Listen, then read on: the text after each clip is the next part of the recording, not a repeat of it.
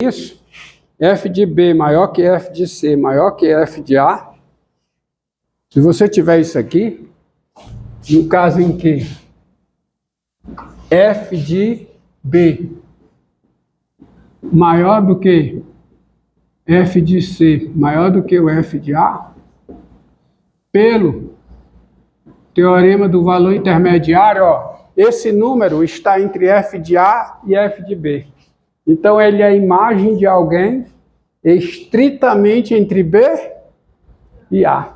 Então, no caso que isso acontece, pelo teorema do valor intermediário, existe o número D estritamente entre quem? Entre A e B, tal que f de D é igual a quê? A f de C. Mas isso é um absurdo. É um absurdo por quê? Porque olha aqui a situação, ó. A situação. Está aqui o A, desde o início, ó. O A é menor que B, que é menor do que C. Tá? O que foi que eu provei? Eu provei que existe um D aqui, tal que o valor f de D é igual ao valor que f de C. Mas isso é um absurdo, porque a função f é injetiva.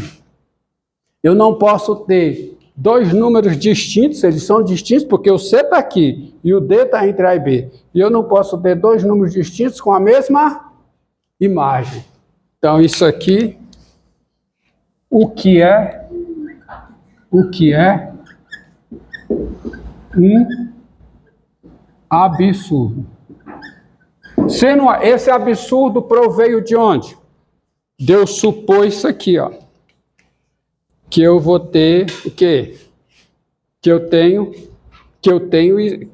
isso aqui, ó. Que eu tenho isso aqui. Então, não posso ter isso. Eu não vou poder ter isso aqui, tá? Então, sobra outra. Qual é a outra? Então, só sobra outra possibilidade. Qual é? No caso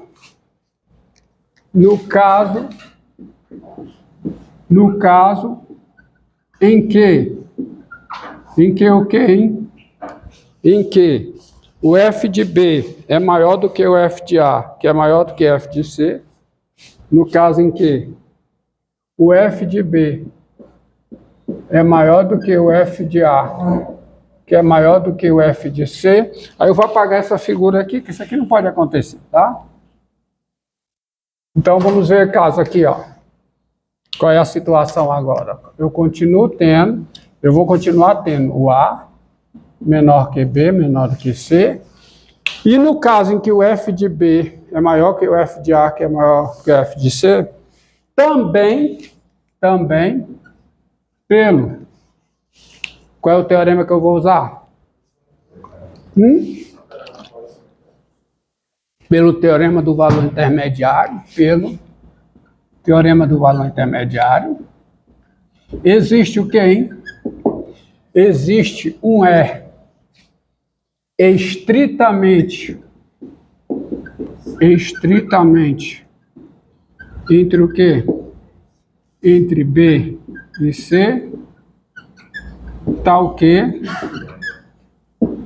existe um E aqui, tal que f de E é igual a quem? F de A. Mas isso pode acontecer? Eu posso ter f de A igual a f de E com A diferente de E? Não, isso é um o que é também um absurdo. Esse absurdo veio de onde? Disso aqui. Deus supor, não. Disso aqui. Calma, tá certo? O absurdo não veio Deus supor isso, porque isso aqui não é suposição. Isso e isso são consequências Deu T isso aqui. Tá certo? Organiza as ideias. Ó. Supondo que isso aqui acontece, necessariamente eu vou ter isso ou isso. Mas isso dá um absurdo, isso gera um outro absurdo. Portanto, eu não posso ter isso. Então, tá certo? No caso em que o f de A é menor que o f de B, o que é que eu vou ter? Tá certo? Portanto,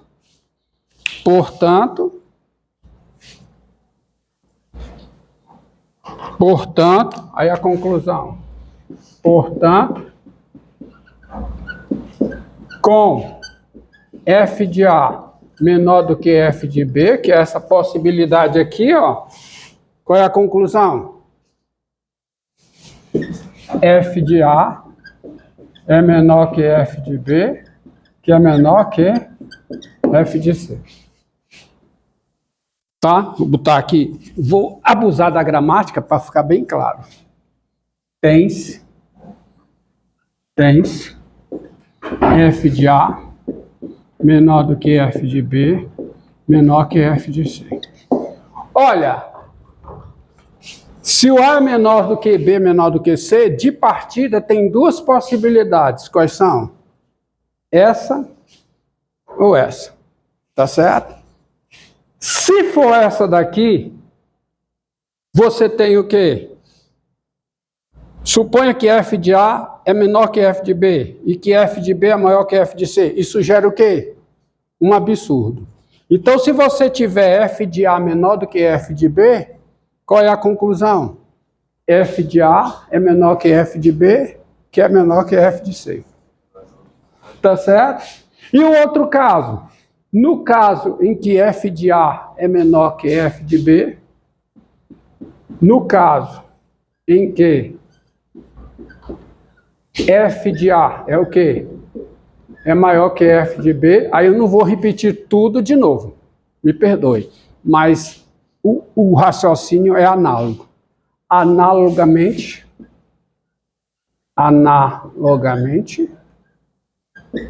conclui-se que, qual é a conclusão? Que o f de A vai ser maior do que f de B, que vai ser maior do que f de C. Tá certo? O raciocínio é análogo. Então, observe. Se você tiver A menor do que B menor do que C, então você vai ter isso ou vai ter isso. Eu fiz essa demonstração para você entender, quando você estiver lendo as notas, se você for ler as notas, entender a necessidade desta proposição.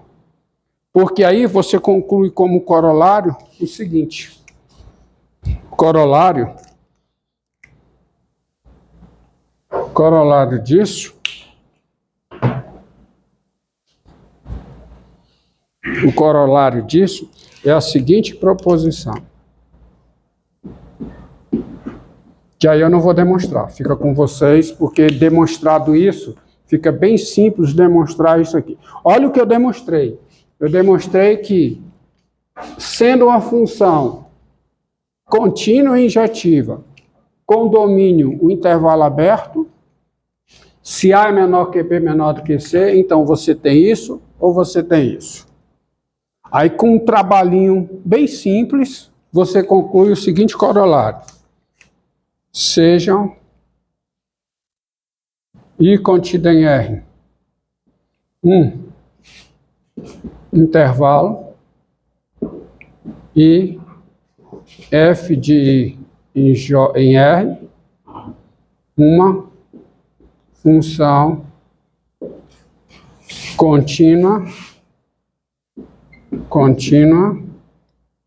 e injetiva. Aí você conclui o seguinte, ponto. 2 pontos não, ponto. Se existem A e B pertencentes a I, com A menor do que B e f de A menor que f de b, se existirem A e B no intervalo I com A menor do que B e f de A menor que f de B, você vai concluir direto o seguinte: então, a função f é estritamente crescente em, tá? Entendeu? Se existir dois números no intervalo AB com A menor do que B e f de A menor do que f de B, a função vai ser estritamente crescente em. E se existem, do outro lado, a outra possibilidade, se existem A e B pertencentes a I, com A menor do que B e f de A maior que f de B, então a função f é estritamente decrescente em I. Então, conclusão dessa proposição: se uma função do intervalo I em R ela é contínua e injetiva, ou ela é estritamente crescente, ou ela é estritamente decrescente. Por quê? Porque se eu pegar dois números distintos, A e B e I, com A menor do que B, o f de A é diferente do f de B. Por quê? Porque a função é injetiva. Como o f de A é diferente do f de B, há duas possibilidades. Quais são? F de A menor do que f de B, aí a função vai ser estritamente crescente em I. Ou f de A é maior do que f de B, aí ela vai ser estritamente decrescente. Tá? Esse em I é desnecessário. Vou colocar em parênteses porque já é o domínio. Tá? Esse em I é desnecessário. Vou colocar o parênteses. Entendido?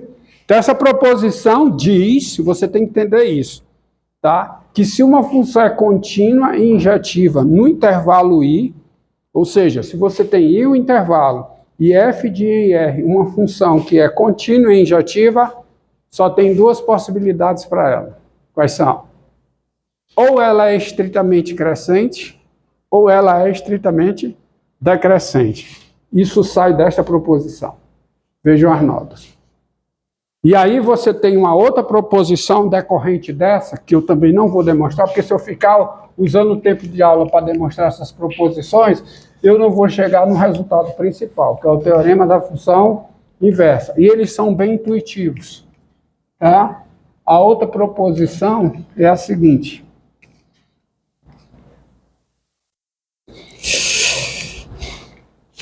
Meu filho, eu estou ficando velho, está doendo tudo. Apaga aí para mim, por favor. Obrigado. Eu bebo uma água. Mas sem quebrar. Tá? O homem está forte. Como a sua ainda não sabe falar.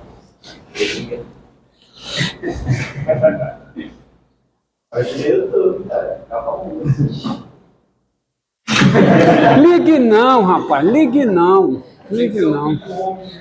Ligue não. Isso é inveja. Tá? Obrigado. Valeu, cara. Tá. Ó, repare que uma função dessa, uma função que vai de I em R, que é contínua, a imagem dessa função é um intervalo. Então, sempre eu posso trabalhar nessa situação aqui, ó.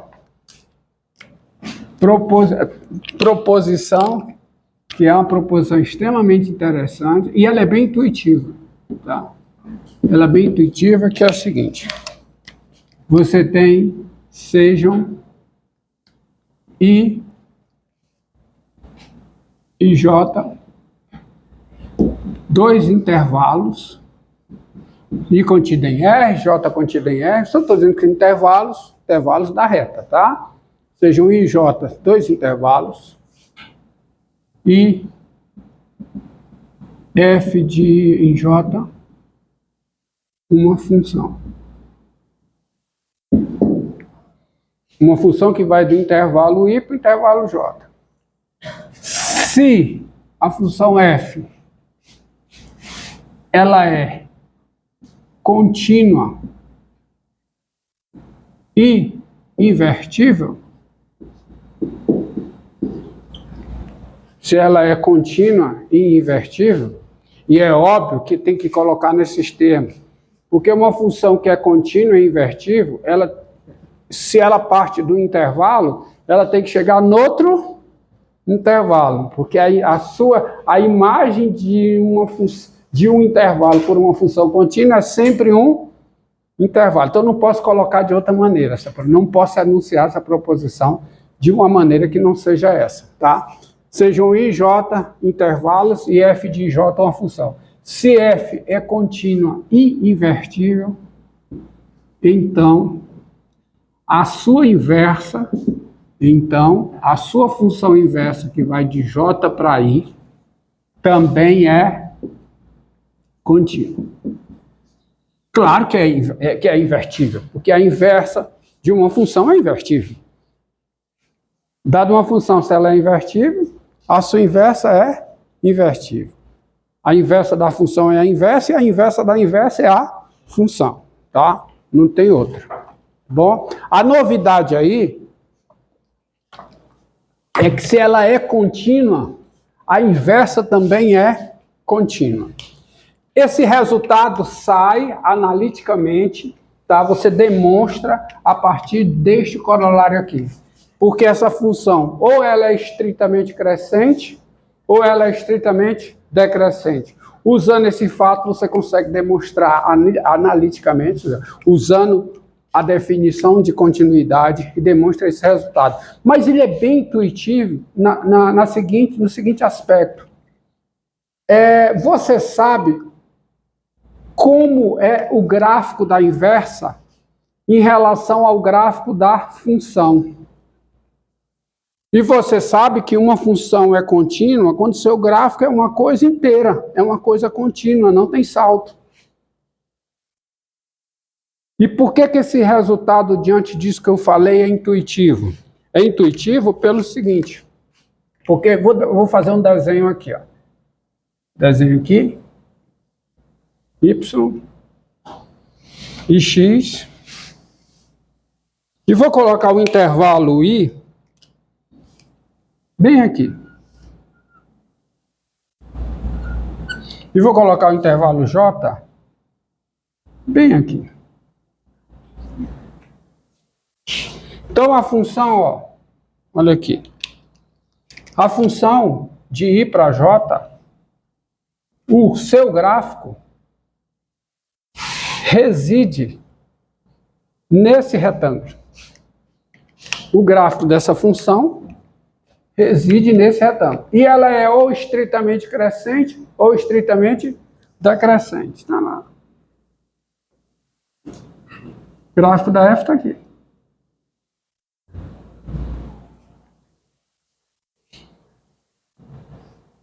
Quem é o gráfico da inversa?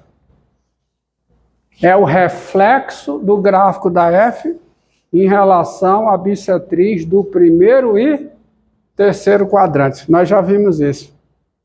Um ponto XY pertence ao gráfico da F, se somente se o YX pertence ao gráfico da inversa.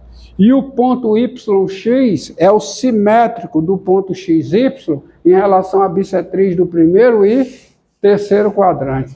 Então, se a F tem esse gráfico, supondo que eu estou desenhando bem certinho aqui, a bissetriz do primeiro e terceiro quadrantes, que é a reta x igual a y, tá? Onde é que está o gráfico da inversa? Muda tudo, porque agora, se aqui está o J, ó o J aqui, ó.